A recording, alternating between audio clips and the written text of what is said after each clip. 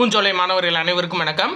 இன்றைக்கி 13 July 2025 ஞாயிற்றுக்கிழமைக்குரிய news paper வந்து பார்க்க போகிறோங்க. ஸோ ஹெட்லைன்ஸ் என்ன அப்படின்னு சொல்லி பார்த்தீங்கன்னா, இன்ஜின்களுக்கு எரிபொருள் தடைப்பட்டது அப்படின்னு சொல்லி கொடுத்துருக்காங்க. எதில் அப்படின்னா, இந்த ஏர் இந்தியா விமான விபத்தில் முதல் கட்ட விசாரணையில் இதான் அறிக்கை வந்திருக்கு. ஆக்சுவலாக என்ன அப்படின்னா, ஒரு ஸ்விட்ச் இருந்திருக்கு. அந்த ஸ்விட்ச்சு எதுக்காக அப்படின்னா, அதாவது அந்த விமானத்தோட என்ஜின் இருக்கும் பார்த்தீங்களா, அந்த என்ஜினுக்கு வந்து எரிபொருள் சப்ளை பண்ணுறதுக்கான அந்த பெர்மிஷனை கொடுக்குறது தான் அந்த ஸ்விட்ச்சு. அந்த ஸ்விட்சை வந்து பார்த்தீங்க அப்படின்னா கட் ஆஃப் பண்ணி வச்சுருந்துருக்காங்க. கட் ஆஃப் அப்படின்னா என்ன அப்படின்னா, அதுக்கான செயல்பாடை வந்து தடை பண்ணி வச்சுருந்துருக்காங்க அந்த ஸ்விட்சை எப்போ ஆன் பண்ணுறாங்களோ அப்போ தான் வந்துட்டு அந்த எரிபொருள் சேவை வந்து கரெக்டாக இருந்திருக்கும் அந்த விமானத்தோட என்ஜினுக்கு. அப்போ என்ன நடந்திருக்கு அப்படின்னா, அவங்க ஸ்டார்ட் பண்ணி போகும்போது பார்த்துருக்காங்க இந்த ஸ்விட்சை வந்து யார் ஆஃப் பண்ணது அப்படின்ற மாதிரி அந்த கருப்பு பெட்டி, விமான நிலையத்தோட கருப்பு பெட்டியில் அவங்களோட உரையாடல் வந்து நடந்திருக்கு. ஸோ அதுக்கப்புறம் வந்து பார்த்திங்கன்னா இந்த மேடே அப்படின்னு சொல்லிட்டு, மேடே அப்படின்னா என்னென்னா ஒரு அவசர சிக்னல் கொடுத்துருக்காங்க விமான நிலைய கட்டுப்பாட்டு அறைக்கு. அவங்க விமான நிலைய கட்டுப்பாட்டு அறை வந்து திரும்ப ரிப்ளை பண்ணுறதுக்குள்ளே இந்த விபத்து நடந்துருச்சு. இதுதாங்க இப்போ பிரச்சனை, சரிங்களா? அதான் அந்த கொடுத்துருக்காங்க பார்த்தீங்களா, எரிபொருளை கட்டுப்படுத்தும் ஸ்விட்ச் கட் ஆஃப் நிலைக்கு சென்றதை அறிந்த ஒரு விமானி மற்றொரு விமானியிடம் அதை ஏன் கட் ஆஃப் செய்தீர்கள் அப்படின்னு சொல்லி கேட்டிருக்காங்க. நான் செய்யவில்லை அப்படின்னு சொல்லிட்டு அந்த ரெக்கார்டில் வந்து பதிவாயிருக்கு. சரியா? இதில் எக்ஸாம் பாயிண்ட் ஆஃப் வியூவில் நம்ம பார்க்க வேண்டியது, அந்த விமானத்தோட மாடல் என்ன அப்படின்னா போயிங் 787 ட்ரீம் லைனர் ப்ளஸ் அது அந்த விமானத்தோட நம்பர் ஏர் இந்தியா அப்படின்னு சொல்லிட்டு கொடுப்பாங்க. அது பேர் 171. இப்போ ஆக்சுவலாக இதை நீக்கிட்டாங்க. அதனால் இது ஒரு முக்கியமான இன்ஃபர்மேஷனாக நம்ம பார்த்துக்கணும், சரிங்களா? இந்த வடிவேல் காமெடியில் வரும் பார்த்தீங்களா, இது அந்த ரெக்கார்ட் பண்ணிக்கிட்டு இருப்பார் வீடியோவில், இது இருந்தாங்க இதில் கேசட் போடாமல் மறண்டிங்க அப்படின்னா, இது கேசட் போடலையா, அதில் இது ரெக்கார்ட் ஆகிருக்காதே அப்படின்ற மாதிரி எவ்வளோ பெரிய விஷயம் இதில் நடந்திருக்கு பாருங்கள். ஒரு சின்ன கவனக்குறைவு 247 பேரோட உயிரை வந்து காவு வாங்கிடுச்சு. சரி, ரைட், ஓகே. நம்ம எக்ஸாம் பாயிண்ட் ஆஃப் வியூவில் வேறு பார்க்கலாம்.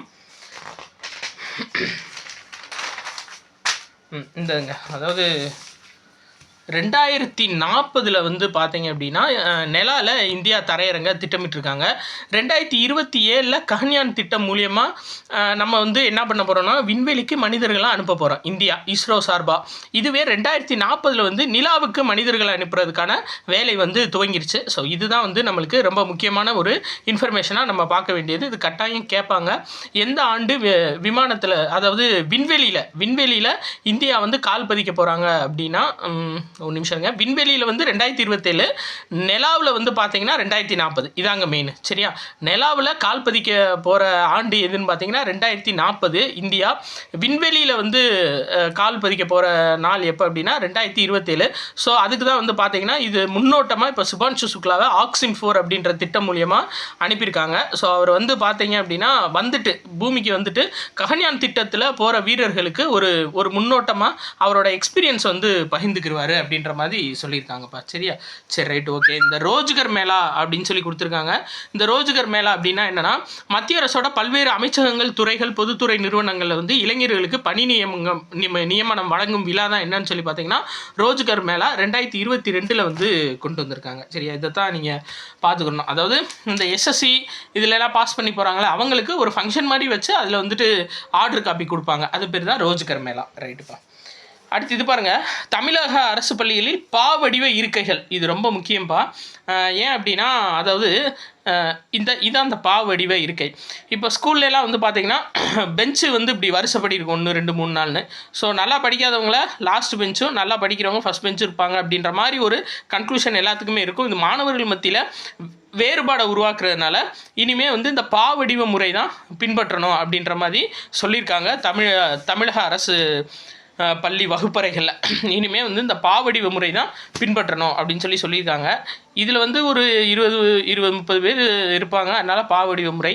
நான் படிக்கும்போது எங்கள் ஸ்கூலில் வந்து பார்த்திங்கன்னா 86 பேர் ஒரு கிளாஸில் இருந்தோம். அவங்களுக்கு எப்படி பாவடிவ முறை வந்து வைக்க முடியும் தெரியல, சரிங்களா?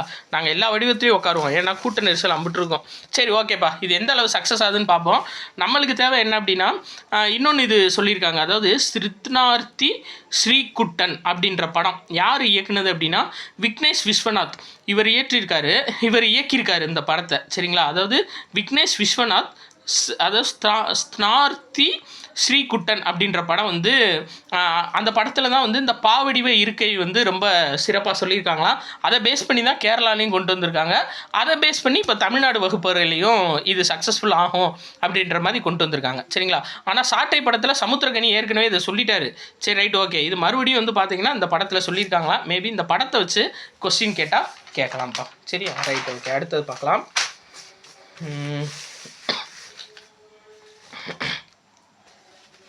வேறு எக்ஸாம் பாயிண்ட் ஆஃப் வியூலன்னு பார்த்தீங்கன்னா இதில் எதுவும் இல்லைப்பா. நேராக நம்ம இங்கே வந்துடும். சரியா? இது இப்போ ஃபைனல் நடக்க போகுது. என்னென்னா இந்த விம்பிள்டன் டென்னிஸ் போயிட்டுருக்கு பார்த்தீங்களா. ஃபைனல்ஸில் வந்து இத்தாலியோட யானிக் சின்னரும் ஸ்பெயினோட கார்லஸ் அல்க்ராஸ் இவங்க 2 பேரும் மோத இருக்காங்கப்பா. ஸோ ஃபைனலில் நெருங்கிடுச்சு. நம்ம ஃபைனலில் பார்த்துக்கலாம். அதே மாதிரி இந்தியாவுக்கு வந்து 3 பதக்கங்கள். ஜோதி சுரேகா ஹேட்ரிக் அடிச்சிருக்காங்க. எதில் அப்படின்னு சொல்லி பார்த்தீங்கன்னா ஸ்பெயினில் வந்து உலகக்கோப்பை வில்வித்தை போட்டி 4ஆம் நிலை போட்டி வந்து நடக்குது. இதில் ஜோதி சுரேகா வந்து பார்த்தீங்க அப்படின்னா ஹேட்ரிக் பதக்கம் வென்றிருக்காங்கப்பா. ஸோ ரொம்ப முக்கியம், கட்டாயம் கேட்பாங்க. ஜோதி சுரேகா எந்த விளையாட்டுடன் தொடர்புடையவங்க அப்படின்னா வில்வித்தை விளையாட்டுடன் தொடர்புடையவங்கப்பா. ரொம்ப முக்கியம். ஏன்னா ஹேட்ரிக் மெடல் அடிச்சிருக்காங்க. கட்டாயம் கேட்பாங்கப்பா, பார்த்துக்கங்க. சரியா? சரி, ரைட்டு. அதாவது 2 வெள்ளி 1 வெண்கலம் அப்படின்னு சொல்லிட்டு மொத்தம் 3 பதக்கங்கள் வந்திருக்கு. ஹேட்ரிக் பதக்கம். ரைட்டு, ஓகேப்பா. அடுத்து வேற இது ரொம்ப ரொம்ப முக்கியம். என்ன அப்படின்னு சொல்லி பார்த்தீங்கன்னா அதாவது செஞ்சி கோட்டை இருக்குது பார்த்தீங்களா, அதுக்கு யுனெஸ்கோ அங்கீகாரம் கொடுத்துருக்காங்க. யுனெஸ்கோ பாரம்பரிய நினைவு சின்னத்தில் விழுப்புரம் மாவட்டத்தில் இருக்க செஞ்சி கோட்டை இடம் பிடிச்சிருக்கு. ஸோ அது கட்டாயம் கேட்பாங்க. 2025 எந்த கோட்டைக்காக கொடுத்துருக்காங்க அப்படின்னா செஞ்சி கோட்டைக்காக யுனெஸ்கோ வந்து அங்கீகாரம் கொடுத்துருக்காங்கப்பா. ரொம்ப ரொம்ப முக்கியம். சரிங்களா? யுனெஸ்கோவோட பாரம்பரிய நினைவு சின்னம் பட்டியலில் செஞ்சி கோட்டை எங்கே இருக்குது? செஞ்சி அப்படின்னா விழுப்புரம் மாவட்டம். இது கட்டாயம் கேட்க வாய்ப்பு இருக்குது. நீங்கள் பார்த்துக்கோங்கப்பா. சரிங்களா? இது 13ஆம் நூற்றாண்டை சேர்ந்த கோட்டை, செஞ்சி கோட்டை. Right, okay. அதே மாதிரி இந்த ஜூலை 15 நம்ம கல்வி வளர்ச்சி நாளாக கொண்டாடுறோம் பார்த்தீங்களா. இனிமேல் வருஷம் இந்த கல்வி வளர்ச்சி நாளில் சிறந்த பள்ளிகளுக்கு பரிசு அறிவிக்க போகிறாங்கப்பா. அதுக்கு வந்து கேஷ் ப்ரைஸ் கொடுக்க போகிறாங்க. தொடக்கப்பள்ளிக்கு 25,000, நடுநிலை பள்ளிக்கு 50,000, உயர்நிலை பள்ளிக்கு 75,000, மேல்நிலை பள்ளிக்கு 1 லட்சமும் வந்து பரிசு கொடுக்க போகிறாங்க. இனிமேல் வந்து கல்வி வளர்ச்சி நாளில் சிறந்த பள்ளிகளுக்கான பரிசும் வந்து வரப்போகுது. சரியா? ரைட்டு, ஓகேப்பா. வேறு எக்ஸாம் பாயிண்ட் ஆஃப் வியூவில் இல்லை, எல்லாம் பார்த்தாச்சு. நம்ம ஓயாத அலைகள் டெஸ்ட் பேட்ச்க்கான ஷெட்யூலும் போட்டாச்சு. 16ஆம் தேதி உங்களுக்கு 17 வியாழக்கிழமை உங்களுக்கு ஃபஸ்ட்டு ஜிகேவோட ஆரம்பிக்குதுப்பா. ஸோ நல்லபடியாக டெஸ்ட்டு எழுதுங்க. காலையில் ஒரு 9:30க்கு போடலாமா? ஓகே. 9:30க்கு உங்களுக்கு கொஸ்டின் பேப்பர் வந்து நான் பாப்பப் பண்ணிடுறேன் டெலகிராம் லிங்க்கில். நீங்கள் வந்துட்டு டெஸ்ட்டு எழுதி முடிங்க. 12 மணிக்கு உங்களுக்கு நான் எக்ஸ்ப்ளனேஷன் வீடியோ கொடுத்துட்றேன். சரியா? அந்த வீடியோவில் வந்துட்டு அந்த 4 ஆப்ஷனுக்கும் எது முக்கியமானது, இப்போ சரின்னு இருந்துச்சுன்னா ஏன் சரி, தவறுன்னு இருந்துச்சுன்னா அந்த 4 இதில் ஏன் தவறு, மிச்சது எல்லாம் எப்படி சரியாக இருக்குன்ற மாதிரி உங்களுக்கு எக்ஸ்ப்ளனேஷனோட நான் கொடுத்துட்றேங்கப்பா. நன்றி.